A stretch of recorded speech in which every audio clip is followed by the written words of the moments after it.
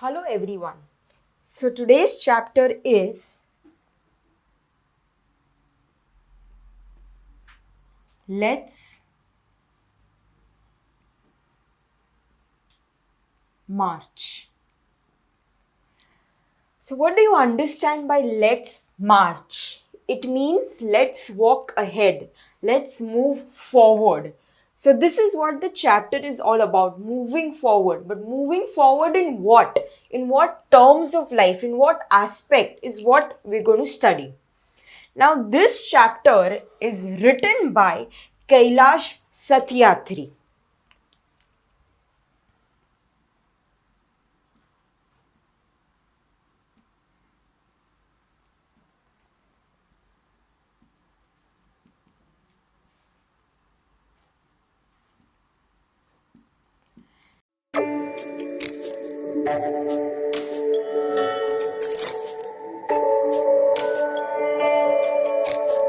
Now, who was Kailash Satyarthi? Kailash Satyarthi was a Nobel Prize winner. What's a Nobel Prize? It's the biggest award that is usually given to people for their work in the world, like for something new that they've invented or some good deed that they've done, some new technology that's come up that is very useful to people. So, Nobel Prize is basically given to everyone, to anyone who has done really good for their country or for the world in general. So Kailash Satyarthi was a child rights activist. Now, what's an activist? Someone who fights for other people's rights. So, if my right, if I am a child and if my right, if I don't get food to eat, if I do not get clothes to wear, then my rights are not being there with me. So, what would Kailash Satyarthi do? He would fight for people like me where I do not have my rights. Then he was also an advocate. Advocate means he was also a lawyer. And he had founded the Bachpan Bachao Andolan. So, this was an organization where he used to save children from trafficking, slavery, child labor. What is all of this? I'm going to make you all understand once I start the chapter. But all the problems related to children was solved, if I could say not solved, but was addressed by Kailash Satyarthi. And here it is also said that he protected the rights of more than 83,000 children across 144 countries. That means he was not only helping children of India, but he was also helping children all around the world. 144 countries, that is a huge number. Now, this chapter is a speech that was said by Kailash Satyarthi when he received the Nobel Prize in 2014, and that is when he gave this speech to the entire audience. Now, how does this chapter start? This chapter starts with him addressing all the main people. So here he uses various terms. You can see his majesties, his excellencies, his highnesses. So all these are terms that are used for, like, if I have to say majesty. Now, what's majesty? Majesty is, you say that when you are addressing a royal family. Now, what's a royal family? In India, we don't have the system of kings and queens, but in various European countries, there is the system of kings and queens. So they are known as the royal families. Then, so that is why majesty is usually said to the royal families, to the families of the kings and queens. Then then the word used is highness. Highness means member of the royal family. So when you are addressing a member of a royal family, you use highness. Then excellencies is the word used.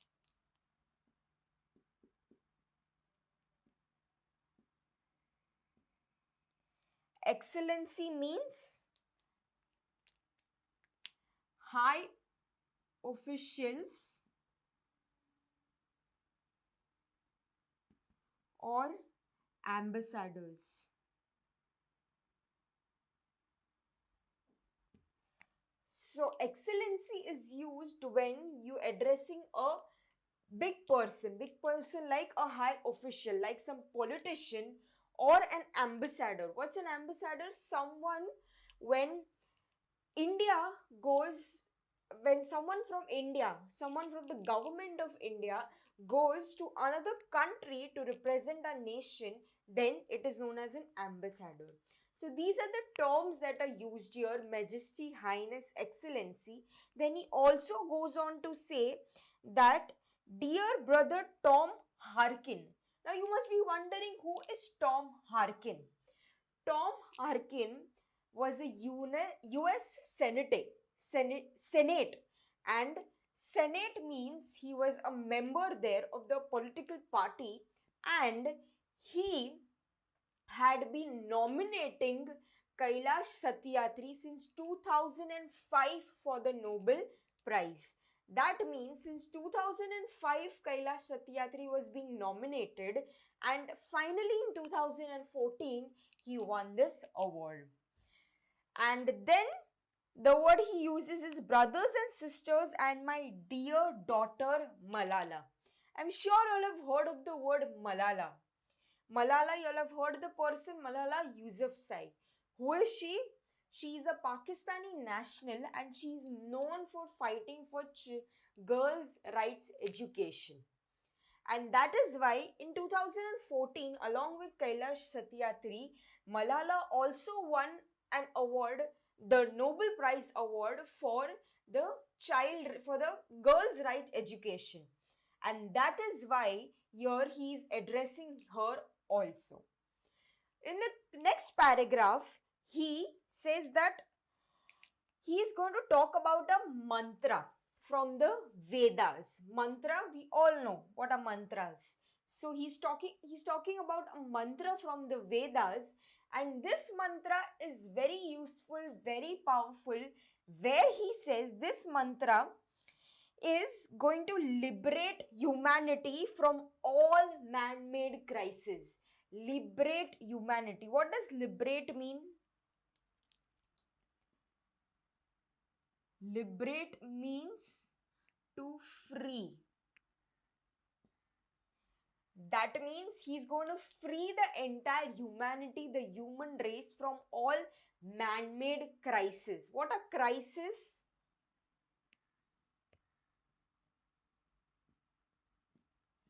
Crisis is difficulty.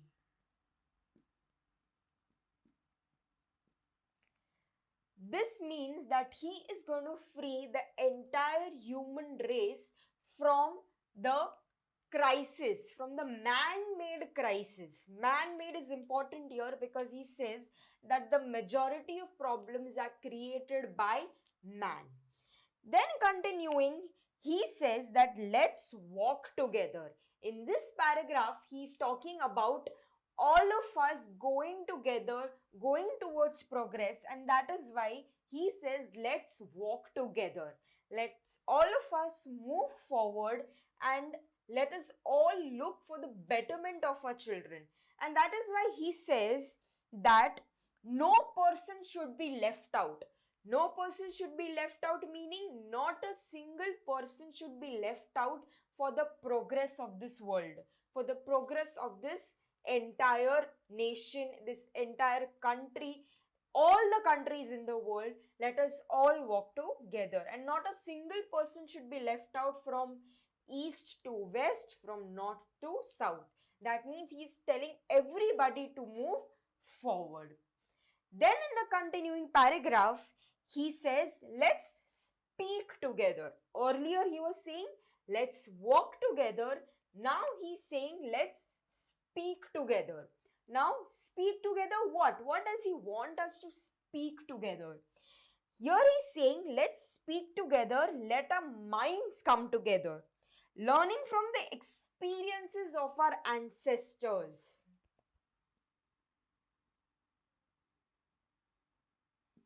What does ancestors mean?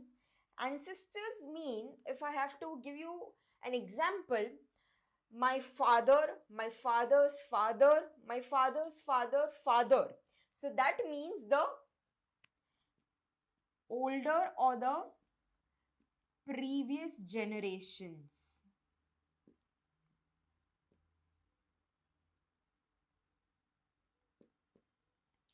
So here he's saying that there are some great things that our ancestors have said, and that is why let us keep that the things that our ancestors have said, let us keep that in mind, and let us keep on moving forward and forward and forward.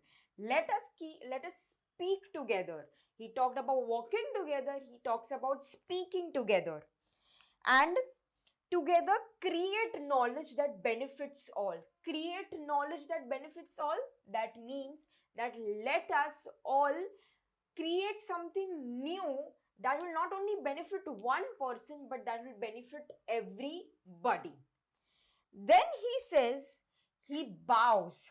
Bows. What does bow mean? Bow means to bend as a sign of respect. To bend as a sign of respect. So here he is saying, I bow to my late parents. Late parents, why? Late, what does the word late signify? It signifies that his parents have died and he is remembering them. And that is why the word late is used here. Late is usually used in context of people who have died, who are not anymore. So here he is saying that I bow. I bow to whom? I bow to my late parents. Bow means doing like this. That is called a bow. So I bow to my late parents. I bow to my motherland, India. So he is bowing not only to his late parents, but to his country, to India. Motherland means the country where he was born, where he is staying, India. And the last one he is bowing to is Mother Earth. That is earth on which we all live. So he is grateful. Why is he bowing to them? Because he is grateful for this earth. He is grateful to his parents. He is grateful to his country. Why would he be grateful? You must be wondering. Because of all the good work that he is able to do for the children of this country, for the children of this world. And that is the reason that he is bowing. He is showing respect. He is showing respect to his parents, to his country, and also to the entire earth. Then, here the next paragraph he says, with a warm heart, I recall how thousands of times I have been liberated. Now, here he is saying that he has been freed 1,000 of times. You must be wondering, freed 1,000 of times? What does that mean? It means not literally he's been freed or that he was imprisoned or kept in a prison. It means that every time a child was freed from slavery. What is slavery?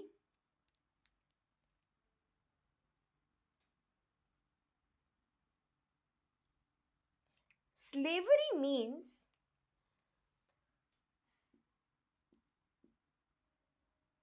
a person owned by other and who works for him. that means he says that every time a child was freed from slavery, slavery meaning many a times some people, they buy people. Buy people means they control how they live, they control their lifestyle. So they work under them and they also control their life. So many a times children work for various industries where they do not have their own individuality. They do everything that their boss says. So that means they've become a slave of that industry or of that owner. So from slavery, they've been saved. They've been saved and they've been liberated by Kailash Satyarthi. And every time a child has been saved from slavery, Kailash Satyarthi himself feels free. He feels free, he feels great. And that is why the word used here is liberated. Then he says, in the first smile of freedom on their faces, I see the gods smiling. Now, obviously, if after being caged, not literally caged, but under someone where you're constantly told to do something by the other person and now you're free, you can do anything you want. So, once the child is freed from slavery, that child has a smile on his face, on his or her face. And when that child smiles, what is Kailash Satyarthi saying? That I see that God is smiling in that face. Usually, in Hindi they say, बच्चे भगवान का स्वरूप होता है. So that is why he says that in the kid's smile, he sees God smiling. Then, in the next paragraph, he is giving credit to people. What does credit mean? Credit means that he is thanking people in his life for the various efforts they've taken for liberating children all around the world. Now, who are these people? Kalu Kumar, Dhoom Das and Adarsh Kishori from India. So these are the three people from India whom he is thanking for their efforts towards children. And in Pakistan, whom is he thanking? Iqbal Mahesh. He is thanking these people for their efforts, for all that they've done towards the children's rights, and he says, who made supreme sacrifice for protecting the freedom and dignity of children. Dignity meaning, it's written at the side, self-respect. That means protecting the respect of oneself. And who is that oneself? The children and the freedom of children. I humbly accept this award on behalf of all such martyrs. Now, what does martyr mean?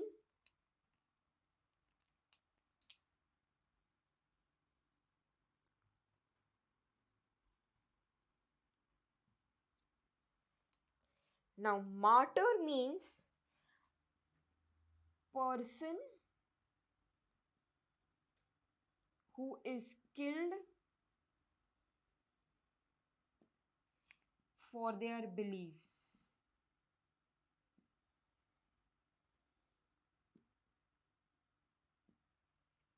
So here, the children, the people that I mentioned here, like Iqbal Mahesh, Kalu Kumar, all of these people, they saved the children. And here the word used is, he is thanking all such martyrs. Martyrs means people who have sacrificed themselves, people who have died because of their belief. What was their belief? Their belief was to save children. And here they died because they were saving children, and he's thanking all such people around the world who died for the betterment of children. And my fellow activists across the world and countrymen. Across the world, he's thanking all the people who have stood by children, who have stood for the children, and who've helped children all around the world. Then he's saying, my journey from the great land of Lord Buddha. Here, He's saying what all is India known for, which gods is India known for. Lord Buddha, then Guru Nanak and Mahatma Gandhi. So this is the land where all these gods are known for. Buddha, Guru Nanak, Mahatma Gandhi. Mahatma Gandhi, a great personality. Guru Nanak, again a great personality. So all of these people where are they from? They are from India. India to Norway. Now, where is this Nobel Prize held? This is held in Norway. And that is why he's addressing Norway over here, because this speech was given by him in Norway. India to Norway is a connect between the two centers of global peace and brotherhood, ancient and modern. So here he's connecting India with Norway, and he is saying that these two countries are the countries of brotherhood. Brotherhood means, if I have to translate it into Hindi, it means bhaichara. Ancient and modern. That means the brotherhood goes long back from the olden times to the new times. Then he says, the friends of the Nobel Committee, that means the Nobel Committee or the Nobel Prize Committee, the committee which decides to whom to give the Nobel Prize, they asked him to give a lecture today. Today means on the day that he was given the Nobel Prize. But he says that he cannot give a lecture. If you see, he's saying, respectfully, I am unable to do so. Unable to do so, that means that he cannot do so. I am representing here the sound of silence. What does sound of silence means? That all those people who have not been heard. So, he has come here to represent. Represent means stand here and speak up for the people who have not been able to speak up for themselves. So who are these? These are the children of the world. The various children all around the world who have not been able to speak up for themselves. The meaning is written at the side, unheard plea of the deprived. Unheard plea of the deprived means जो बच्चे जिनकी आवाज नहीं सुनी जा रही है. Then he says the cry of innocence. That means the cry of the small children who have not been able to stand up for themselves. Obviously, if they are kids, can they really fight for themselves? Can they really fight for what's wrong with them? No, they can't. So that is why it is said the cry of innocence. Innocence meaning bolapan. Then he says, and the face of invisibility. What does this mean? Unnoticed suffering of the innocent. That means the suffering meaning the problems, the various pain that the children go through, he is representing all of that. Now, what all is he representing? He is representing the sound of silence. That means the children who have not been heard. Then the cry of innocence, the children who are innocent and their cries which have not been heard around the world. And the face of invisibility.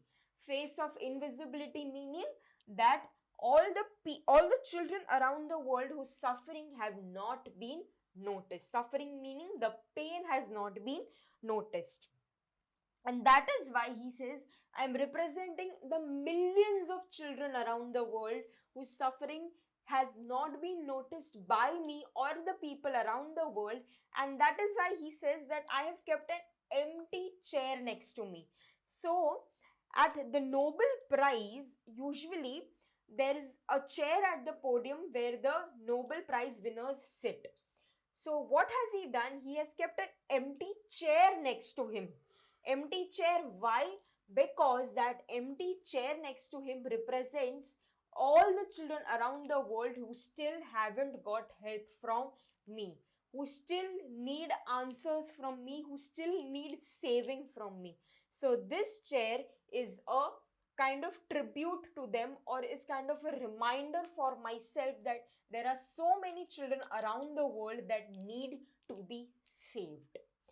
Then he says, I have come here only to share the voices and dreams of the children. So why has he come here?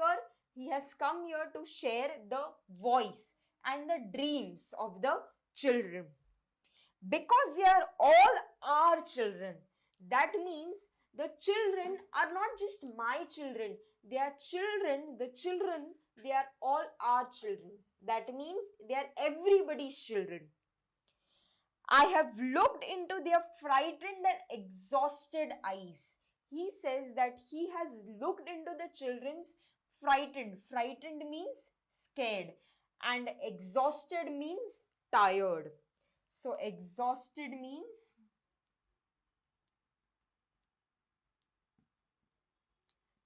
tired. So he has looked into the children's exhausted and frightened eyes. Why are their eyes exhausted and frightened? They are exhausted and frightened because they have been stuck in various problems. What are those problems? They can be slavery, child labor, trafficking, child abuse, any of it. So they have been stuck in that problems, and he has seen their eyes because he has worked with so many children. I have held their injured bodies. What does injured mean? Injured means, it means that body पे क्या लगा है? मार लगा है. So he has seen their injured bodies and felt their broken spirits. Broken spirits means the children do not have the strength to fight for themselves. They do not want to live.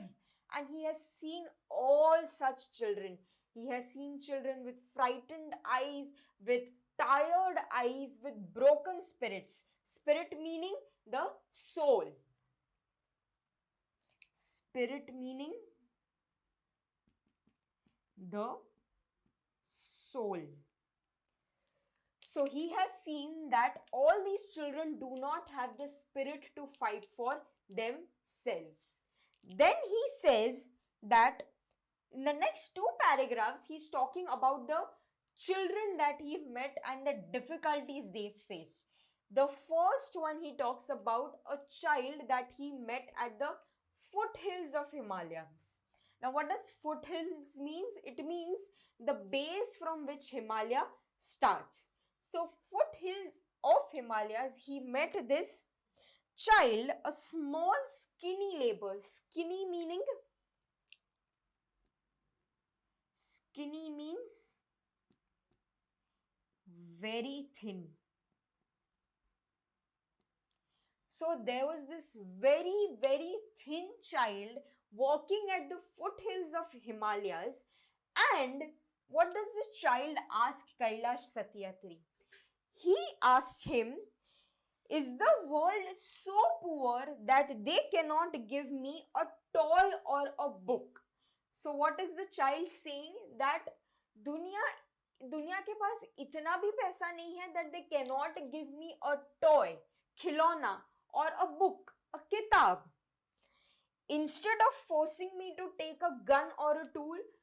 So what do you understand by this?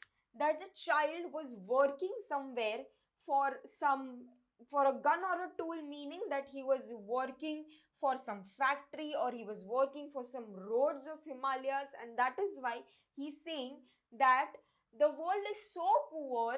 Is the world so poor that they can't even give me a toy or a book, and I'm forced to work where I have to hold a gun or a tool? So a tool may be used by him for various construction work, or he's working for a industry. So here it means that child who should be studying into a school, who should be going around running and playing, what is he doing instead? He is working. Are children supposed to work? No, they are not supposed to work. They are supposed to study at a young age. They are supposed to play around. But that poor kid was not able to do so. He was forced to work. Then the second example he is giving is, I met with a Sudanese child soldier. Now, child soldier, can you believe that? A kid who is a soldier. He was kidnapped by an extremist. What